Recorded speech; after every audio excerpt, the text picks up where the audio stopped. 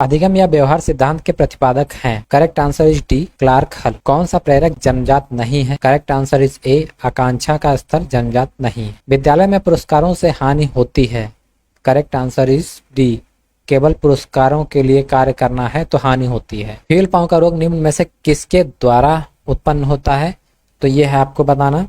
Correct answer is सी, एक क्यूरेक्स मच्छर के द्वारा उत्पन्न होता है। ल्यूकेमिया किसकी बीमारी है? करेक्ट आंसर इज डी, ये रक्त की बीमारी होती है। निम्नलिखित में से कौन छूत की बीमारी नहीं है? Correct answer is B, hysteria बीमारी है। यह छूत की बीमारी नहीं होती है, जेनेटिक बीमारी होती है। निम्नलिखित में से कौन सा रोग वायरस के द्वारा उत्पन्न होता है? करेक्ट आंसर इज डी, चेचक वायरस के द्वारा उत्पन्न होता है। निम्नलिखित में से कौन सी खेल गतिविधियों में स्ट्रेस फ्रैक्चर हो सकता है? करेक्ट आंसर इज सी, क्योंकि टेनिस और बास्केटबॉल में भी हो सकता है और ट्रैक एंड फील्ड व जिम्नास्टिक में भी स्ट्रेस फ्रैक्चर हो सकता है। ऐसे प्रेरक जो विभिन्न व्यक्तियों के विभिन्न परिस्थितियों में पलने के कारण विकसित होते हैं वे कहलाते हैं? करेक्ट आंसर इज सी, व्यक्तिगत प्रेरक। निम्नलिखित में से जिसमें प्रेरणा योगदान नहीं रहते हुआ है? करेक्ट आंसर इज डी, कुशासन। प्रेरणा को प्रभावित करने वाले कारक हैं? करेक्ट आंसर इज डी, ये सभी। आकांक्षा का स्तर एवं रुचि, संवेगात्मक स्थिति, आवश्यकताएं। सुमेलित कीजिए। तो यहाँ पर कुछ युग्म दिए हैं, इनको आपको सुमेलित करना है, जिसमें कुछ बीमारियों के नाम दिए गए हैं और वो कैसे होती हैं ये आपको बताना है। तो यहाँ पर करेक्ट आंसर होगा बी, इसको आप चेक कर लीजिएगा। शारीरिक व मानसिक शुद्धि प्राप्त करने का योग होता है? करेक्ट आंसर इज डी, हठ योग होता है। Lakshmibai national college of physical education को डीम्ड यूनिवर्सिटी का दर्जा कब दिया गया है?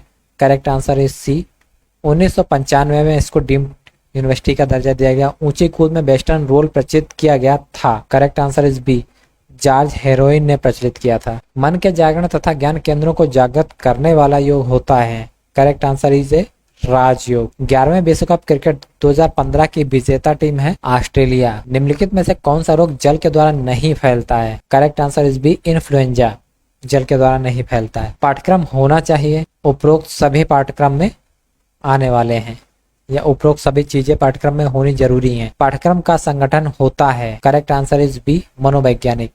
11वें विश्व कप क्रिकेट 2015 की उप विजेता टीम कौन सी है?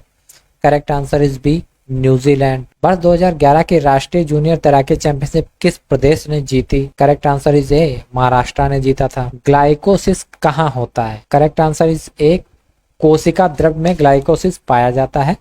ऑटोजेनिक प्रशिक्षण तकनीक का उपयोग किसके लिए किया जाता है? तो इसमें आंसर ए होगा सही, शरीर में शीतलन लाने के लिए। अंतर्मुखी रुचि किस में होती है, या कह सकते हैं कि अंतर्मुखी रुचि किस में है? आंसर ए इज करेक्ट, अपने आप में। 9 से 11 वर्ष के बीच वर्धन, जिसको ग्रोथ का टाइम भी कहते हैं, तथा विकास को क्या कहा जाता है? Answer B is correct, later childhood. बचपन में व्यवहार किससे अधिक प्रभावित होता है? आंसर बी इज करेक्ट, परिवार से। साइको एनालिटिक सिद्धांत के जन्मदाता हैं? Answer B is correct, Freud. निम्नलिखित में से जनसंख्या का सही प्रतिनिधि क्या है? Correct answer B is correct, random नमूना। कि जब जनसंख्या का आप रैंडम नमूना लेंगे तो सबसे अच्छी विधि यही होती है। हैमस्ट्रिंग्स और पीठ की लोच को किस प्रकार मापा जा सकता है? सिट एंड रीच टेस्ट के द्वारा इसको मापा जाता है। हार्वर्ड स्टेप टेस्ट किसने निर्मित किया था? तो हार्वर्ड स्टेप टेस्ट जो था वो हार्वर्ड के द्वारा ही निर्मित किया गया था। शारीरिक शिक्षा का पाठ्यक्रम किस विचारधारा पर आधारित है? करेक्ट आंसर इज बी, सामाजिक विचारधारा पर आधारित है। इमल्सिफाइड वसा का पाचन करता है? तो यहाँ पर आंसर सी होगा करेक्ट, स्ट्रेप्सिन। लार में पाए जाने वाला एंजाइम है? Correct answer is a, ptyalin. पित्त वाहिनी व अंगनाशय वाहिनी खुलती है कहाँ पर, यह है आपको बताना। करेक्ट आंसर इज बी, ग्रहणी में खुलती है। दूध में उपस्थित केसिनोजन को केसिन में बदलने वाला एंजाइम होता है? करेक्ट आंसर इज बी, अग्नाशय में पाया जाता है। इमल्सन के बाद वसा का पाचन करने वाला एंजाइम है? Correct answer is C, steapsin. यहाँ पर 2 क्वेश्चन एक नेम के टाइप हुए हैं, तो इसको आप देख लीजिएगा। श्वसन के बाद वसा का पाचन करने वाला एंजाइम है? Correct answer is C, steapsin. श्वसन क्रिया से मानव शरीर में होती है, क्या प्रक्रिया होती है, यह है आपको बताना। Answer C is correct, urea का निर्माण मापता है। सर्जेंट जंप किसे मापता है? Answer A is correct, explosive leg strength को सर्जेंट जंप से मापा जाता है। एक प्रायोगिक प्रारूप जो विषय विश्वसनीयता को नियंत्रित करता है उसे किस नाम से जाना जाता है? Answer A is correct, factorial प्रारूप के नाम से जानते हैं। 12 मिनट दौड़ और चाल का प्रयोग करने के लिए मापा जाता है। करेक्ट आंसर इज सी, हृदय सांस सहन शक्ति को मापा जाता है। मांसपेशियों के प्रकार निश्चित किए जाते हैं। Correct answer is B, biopsy के द्वारा। टाइलिन एंजाइम किसमें होता है? करेक्ट आंसर इज डी, मनुष्य की लार में पाया जाता है। ओडे माँ की दशा में तुरंत परिलक्षित होगा। करेक्ट आंसर इज ए, मोच की दशा में तुरंत परिलक्षित हो जाएगा। अपवर्तन के दौरान बाह गतिशील होती है। करेक्ट आंसर इज ए, शरीर की ओर गतिशील होती है। पल्मोनरी आर्टरी रक्त कहाँ से ले जाती है? Answer A is correct, right ventricle से लेकर जाती है। व्यक्ति की लंबाई मापने के लिए किस उपकरण का प्रयोग किया जाता है? तो ये स्टेडियोमीटर होता है। क्रॉस पेवर टेस्ट किसकी माप के लिए किया जाता है? तो यहाँ पर आंसर सी होगा करेक्ट, कम से कम मांसपेशीय शक्ति के लिए, जिसको क्रॉस पेवर टेस्ट भी कहते हैं। स्प्लिट मेथड हाफ में क्या मापने के लिए प्रयोग किया जाता है? करेक्ट आंसर इज बी, एक टेस्ट की विश्वसनीयता को मापने के लिए किया जाता है। सर्जेंट जंप किस टेस्ट में शामिल है? Correct answer is C, JCR का जो टेस्ट होता है उसमें सर्जेंट जंप शामिल होती है। पैनिक अप टेस्ट किसका मूल्यांकन करता है? Correct answer is B, coordination का, जिसको हम लोग सामंजस्य बोलते हैं हिंदी में। सांख्यिकी का फार्मूला जो क्वार्टाइल डेविएशन के परिकलन के लिए उपयोग में लाया जाता है। करेक्ट आंसर इज बी, ये फार्मूला रहेगा। पेक्टोरेलिस मेजर को क्या कहा जाता है? ये चेस्ट की मसल होती है। करेक्ट आंसर इज बी, फेंकने वाले की मांसपेशी कहा जाता है इसको। निम्न में से कौन सा बॉल और सॉकेट का जोड़ है? करेक्ट आंसर इज सी, ए और बी दोनों है, जिसमें कि कंधे का जोड़ और कूल्हे का जोड़ दोनों को ही बॉल और सॉकेट का जोड़ कहा जाता है। काफ मसल का वैज्ञानिक नाम क्या है? करेक्ट आंसर इज डी, इसको गैस्ट्रोनियस मसल्स बोला जाता है। एक मानक परीक्षण टेस्ट के वास्तुनिष्ठा किसके द्वारा मापी जाती है? करेक्ट आंसर इज बी, विभिन्न व्यक्तियों द्वारा टेस्ट और रिटेस्ट के द्वारा इसको मापा जाता है। फ्रेंच कौशल टेस्ट किससे संबंधित होता है? तो ये टेस्ट संबंधित होता है हॉकी से। टेस्ट का प्रयोग किया जाता है। करेक्ट आंसर इज सी, शिष्यों के कार्यक्रम को मूल्यांकन करने के लिए टेस्ट का प्रयोग होता है। गीलेस स्पायरोमीटर का उपयोग नापने के लिए करते हैं। Correct answer is a, vital capacity नापने के लिए इसका उपयोग किया जाता है। साकर स्किल नापा जाता है। करेक्ट आंसर इज बी, इसको हम लोग मैकडोनाल्ड का टेस्ट से नापते हैं। निम्न में से कौन सा अनियमितता, जिसको हम लोग वेरिएबिलिटी बोलते हैं, का सबसे अधिक विश्वसनीय मापदंड है? निम्न में से कौन सा अनियमितता का सबसे अधिक विश्वसनीय मापदंड है? करेक्ट आंसर इज डी, मानक डेविएशन। निम्न में से कौन सा टेस्ट चयन का मापदंड नहीं है? Correct answer is A, test का वर्गीकरण। चाय माध्य मीन के निकालने का सूत्र होता है। Correct answer is a. सामान्य मोटर योग्यता टेस्ट, जिसको हम लोग जनरल मोटर एडुकेबिलिटी टेस्ट बोलते हैं, किसने प्रतिपादित किया था? करेक्ट आंसर इज ए, इसको प्रतिपादित किया था गैब्रियल जॉनसन ने। एड़े की मोच के तुरंत लक्षण इससे परिलक्षित होते हैं। Correct answer is B, crepitus. Fat कहाँ एकत्रित होता है? यह है आपको बताना। Correct answer is B, adipose tissue होता है, यहाँ पर फैट एकत्रित हो जाता है। वह फ्रैक्चर जिसमें केवल हड्डी टूटती है, त्वचा नहीं फटती है, उस फ्रैक्चर को क्या बोलते हैं? करेक्ट आंसर इज ए, उसको बोलते हैं साधारण फ्रैक्चर। विद्यालयीन स्वास्थ्य शिक्षा कार्यक्रम के आधार होते हैं। करेक्ट आंसर इज डी, ये सभी, जिसमें कि स्वास्थ्य शिक्षण, स्वास्थ्य सेवाएं, स्वास्थ्यप्रद वातावरण, ये तीनों उसके आधार होते हैं। हॉप स्टेप व जंप को किस नाम से जानते हैं? या कह सकते हैं कि हाफ स्टेप व जंप को नाम से जानते हैं? करेक्ट आंसर इज ए, इसको ट्रिपल जंप के नाम से जानते हैं, क्योंकि जब इसको करते हैं तभी हॉप स्टेप और जंप दोनों एक साथ होते हैं। आसन करने से निम्नलिखित लाभ हैं। आंसर डी इज करेक्ट, उपरोक्त सभी लाभ होते हैं। शरीर भी सुडौल और स्वस्थ बनता है। मन शरीर को शक्ति प्राप्त होती है। नाड़ियों व आंतों की सफाई होती है। राज्यों में सरकार को परामर्श देने का काम करता है। करेक्ट आंसर इज बी, राज्य शिक्षा सलाहकार बोर्ड के द्वारा ये काम किया जाता है। निरीक्षक का मुख्य कर्तव्य होना चाहिए। करेक्ट आंसर इज सी, परामर्श देना। परिषदों का सदस्य बनने के लिए अध्यापकों, प्रधानाचार्यों आदि के पास कम से कम कितने वर्ष का अनुभव होना चाहिए? करेक्ट आंसर इज बी, कम से कम 10 साल का अनुभव होना चाहिए। सिस्टोलिक ब्लड प्रेशर किसके द्वारा होता है? Correct answer is A, heart muscle के द्वारा होता है। पानी में घुलनशील विटामिन है। Correct answer is A, vitamin C and vitamin B complex पानी में घुलनशील होते हैं। नॉकआउट प्रतियोगिताएं होती हैं। करेक्ट आंसर इज डी, उपरोक्त सभी। बेगनल्ड, वाइल्ड और कंसोलेशन प्रथम और द्वितीय प्रकार के। सिंगल नॉकआउट और डबल नॉकआउट, ये सब जो प्रतियोगिताएं होती हैं सब नॉकआउट के अंतर्गत आती हैं। किसी प्रतियोगिता में जब टीम सीधी क्वार्टर फाइनल अथवा सेमीफाइनल खेलती है तो कहलाती है, तो उसको हम लोग बोलते हैं सीडिंग। और ये सीडिंग सामान्य सीडिंग भी हो सकती है, विशेष सीडिंग भी हो सकती है। तो यहाँ पर आंसर सी होगा सही। निम्न में से कौन सी मांसपेशी टेलर मसल के नाम से जानी जाती है? तो यहाँ पर आंसर ए है करेक्ट। सार्टोरियस मसल को हम लोग टेलर मसल के नाम से जानते हैं। गोला फेंक के सेक्टर का कोण कितना होता है? Correct answer is B 40 degree angle का होता है। बाधा दौड़ में बाधाओं की संख्या होती है।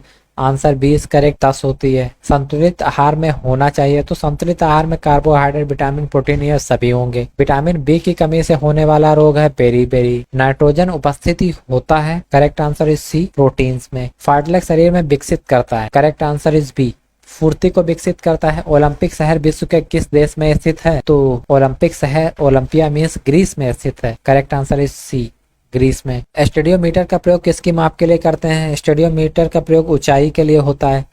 किस देश ने विश्व कप फुटबॉल सबसे अधिक बार जीता है? तो ये काम ब्राजील ने सबसे ज्यादा किया है। टेबल टेनिस गेंद का भार कितना होता है? टेबल टेनिस भार गेंद का जो भार होता है वो 2 ग्राम होता है। द्रोणाचार्य पुरस्कार के अनुसार पुरस्कार विजेता को दी जाने वाली नगद धनराशि वर्ष 2002 के अनुसार कितनी दी गई? तो 2002 में जो धनराशि थी वो 3 लाख रुपए दी जाती थी। वर्ष 2010 के राष्ट्रमंडल खेलों में किन 2 नए खेलों को शामिल किया गया है? Correct answer is B tennis वो तीरंदाजी को इसमें शामिल किया गया है। T20 विश्व कप क्रिकेट 2016 की विजेता टीम है। Correct answer is C West Indies विजेता टीम है। BBC ने किसे 20वीं शताब्दी का सर्वश्रेष्ठ खिलाड़ी घोषित किया है? So correct answer is B Muhammad Ali को। मूल्यांकन सहायक होता है। विद्यार्थियों के वर्गीकरण में सहायक होता है। मूल्यांकन की प्रक्रिया के चरण होते हैं। तो मूल्यांकन की प्रक्रिया में जितने भी यहाँ पर दिए सारे चरण होंगे।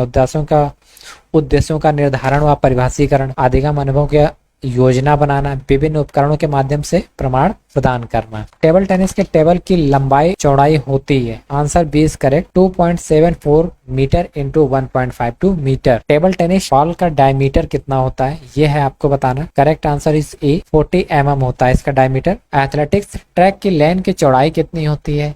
1.22 मीटर होती है। 400 मीटर हार्डल जो कि पुरुषों के लिए में हार्डल से दूसरे हार्डल के बीच की दूरी कितनी होती है? Correct answer is B 35 metre की दूरी होती है। डायमंड किस खेल के मैदान का प्रचलित नाम है? So correct answer is B ये सॉफ्ट बॉल के खेल का प्रचलित मैदान होता है जिसको डायमंड बोला जाता है। राष्ट्रीय खेल पुरस्कारों के तहत खेल प्रशिक्षकों को कौन सा पुरस्कार दिया जाता है? तो जो खेल पुरस्कार प्रशिक्षक होते हैं उनको हमेशा द्रोणाचार्य पुरस्कार दिया जाता है। किस दिन को भारत में राष्ट्रीय खेल दिवस के रूप में जाना जाता है? तो ये 29 अगस्त को जाना जाता है जिसमें मेजर ध्यानचंद जी का जन्मदिन हुआ था। व्यवहार परिवर्तन कितने भागों में विभाजित किया जा सकता है? करेक्ट आंसर इज ए 3 भागों में विभाजित होगा। व्यवहार परिवर्तन के भाग हैं तो यहाँ पर ये जो तीनों दिए हैं तीनों भाग होते हैं, चाहे ज्ञानात्मक हो, भावात्मक हो या क्रियात्मक। तो आंसर डी होगा करेक्ट सभी। कौन भावात्मक पक्ष के अंतर्गत आता है? तो वो आता है नियंत्रण। जितना नियंत्रण रहेगा भाव आपका नियंत्रण रहेगा। निम्न में से कौन क्रियात्मक पक्ष में नहीं आता है? करेक्ट आंसर इज सी व्यवस्थापन क्रियात्मक पक्ष में नहीं आता है। कौन क्रियात्मक पक्ष के अंतर्गत आता है?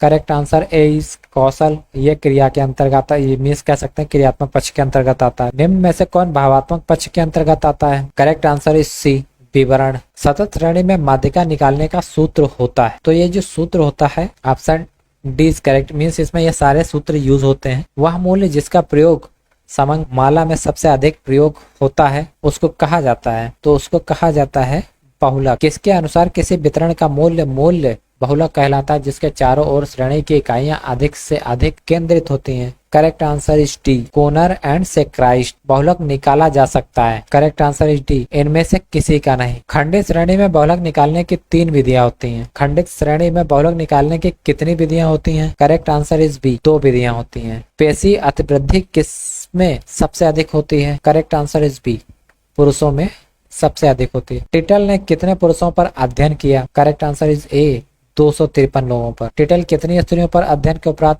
निष्कर्ष पर पहुंचा? Correct answer is C 272। किस पद्धति में उच्चतम और निम्नतम अवरोध क्रमानुसार घटते बढ़ते रहते हैं? करेक्ट आंसर इज डी भेद पद्धति में। उपरोक्त प्रश्न में प्राप्त अंकों के आधार पर खिलाड़ियों को कौन सा समूह प्राप्त होता है? Correct answer is a junior. किस आयु तक लड़कियों का विकास अधिकतम होता है? करेक्ट आंसर इज बी 15 वर्ष तक लड़कियों का विकास अधिकतम होता है। आयु प्लस ऊंचाई प्लस भार = 3 का प्रयोग किसके वर्गीकरण के लिए किया जाता है? करेक्ट आंसर इज बी लड़कियों के लिए होता है ये। खंडित श्रेणी में बहुलक निकाला जाता है, तो कैसे निकाला जाता है, क्या इसका प्रोसेस है, यह है आपको बताना है। Answer C is correct. A और बी दोनों के द्वारा निकाला जाता है, जिसमें कि निरीक्षण भी होता है और सामूहिकरण भी होता है। 50 से 80 प्रबलता प्रतिशत में किस आयु के बच्चों की होनी चाहिए? आंसर डी इज करेक्ट, 18 साल की आयु के बच्चों की। टिटल के अनुसार बल प्रशिक्षण द्वारा बलवृद्धि की मात्रा स्त्रियों में कितने प्रतिशत कम होती है? करेक्ट आंसर इज सी, 35% कम होती है। लड़कियों के वर्गीकरण करने का सूत्र होता है, करेक्ट आंसर इज डी, 20 आयु प्लस 6 कद प्लस बार अपॉन 3 या बटे 3 कह सकते हैं। तो इस प्रकार ये 125 क्वेश्चन आंसर की सीरीज जो कि थी हिंदी में, काफी ज्यादा इंपॉर्टेंट क्वेश्चन इसमें हैं, जो टीजीटी और पीजीटी दोनों में आ सकते हैं, तो इनकी भी आप तैयारी करते रहें। तो आने वाले जो यूपी टीजीटी का एग्जाम है ये आपका काफी ज्यादा अच्छा हो जाएगा। और चैनल पर काफी ज्यादा वीडियो भी मैंने डाल रखे हैं टीजीटी और पीजीटी से रिलेटेड, अगर उनकी भी तैयारी आप करते रहेंगे तो निश्चित ही आपका पेपर अच्छा होने वाला है। तो मिलते हैं आपसे नेक्स्ट वीडियो में नए टॉपिक के साथ। वीडियो देखने के लिए धन्यवाद। जय।